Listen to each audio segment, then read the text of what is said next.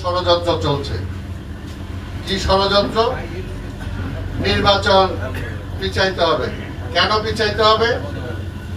কারণ তারা এখনো জন্য নির্বাচনের জন্য প্রস্তুত না। আর কারা বলতেছে? আবার আরেকটা থিওরি দিচ্ছে নতুন করে, সেটা হলো পিআর সিস্টেম। এটা কেউ বুঝেন আপনার পিআর সিস্টেম কি? সাধারণ মানুষ, কৃষক, শ্রমিক বুঝে? কেউ বুঝে না। একটা দিছিল ওই যে ইভিএম, এই ইভিএমই মানুষ বুঝতে পারে নাই 10 বছরে, ওটাকে পাল্টাইতে হয়েছে। এখন নতুন আরেকটা সিস্টেম চাই, যেটা এই আমাদের উপমহাদেশে একমাত্র নেপাল ছাড়া আর কোথাও নাই, ভারতেও নাই, যে ইংল্যান্ডের কথা বলে সেখানেও নাই। আজকে নতুন করে তারা এটা আনতে হবে। কি কারণে আনতে হবে? কারণ তারা জানে তারা ভোটে জিতবে না, ভোটে জিতবে না, কিন্তু তাদেরকে পার্লামেন্টে যাইতে হবে। বুঝে না? পূজা সোজা শুইতে চায় আছে কথা না, ওই রকম আর কি। অর্থাৎ ভোটে জিতবে না, সে এমপি হবে না, কিন্তু তারপর তার এত মস্তিষ্ক উর্বর, এত কিছু, জনগণের স্বার্থে তাকে পার্লামেন্টে যাইতে হবে। এই কারণে পার্লামেন্টে কিভাবে যাবে? কোথাও 100, কোথাও 200, কোথাও 500, কোথাও 1000, 5000 করে সারা বাংলাদেশ থেকে যদি কয়েক লাখ ভোট তার দল পায়, ওইটার হিসাবে অন্তত একটা সিট তাহলে দিয়ে পার্লামেন্টে পাঠাইতে হবে। এটা কি জনগণের কি বেকুব পাইছে নাকি? পাবলিক জিতে নাই, তারপর আবার মনে করেন কি হবে? তারা আজকে গণতন্ত্রের কথা বলে, কিন্তু এটা আরেকটা স্বৈরতন্ত্র, আরেকটা স্বৈরতন্ত্র।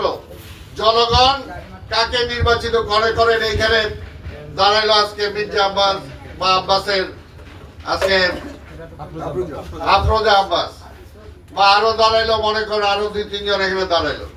পাবলিক ঠিক করবে কারে ভোট দিবে। কি কথা ঠিক কিনা? না, পাবলিকের কথাই চলবে না। তাদের হলো দল ঠিক করবে, তাদের 300 আসনে কারা থাকবে, এর মধ্যে ওই ভোট অনুযায়ী যে পার্সেন্টেজ পাবেন, ওই পার্সেন্টেজ অনুযায়ী আপনি হয় 50টা, 30টা, 100টা আপনারা সিট ভাগ করে দিবেন।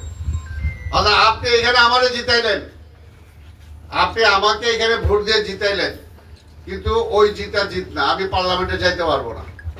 কারণ মনে করেন যে দল আমাকে 151 নাম্বারে দিছে, 151 নাম্বার তালিকায় আমার নামটা দিছে, কিন্তু আমার দলের পার্সেন্টেজ অনুযায়ী 150টা সিট পাইছে।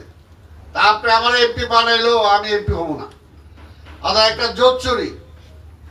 জনগণ ডিসাইড করতে পারবে না। জনগণ ডিসাইড না করলে জনগণের কথা বলেন কেন?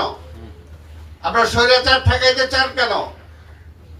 একদিকে বলছেন জনগণের ক্ষমতা, আবার আরেকদিকে জনগণ নির্বাচিত করতে পারবে না, তার দল ঠিক করে দিবে কে কে এমপি হবে। তাহলে তো এটা আরেক বড় স্বৈরাচার। এই সিস্টেমটা তারা চায়। আরেকটা কেন চায়? পরিষ্কার কথা, তারা একটা ঝুলন্ত পার্লামেন্ট চায়।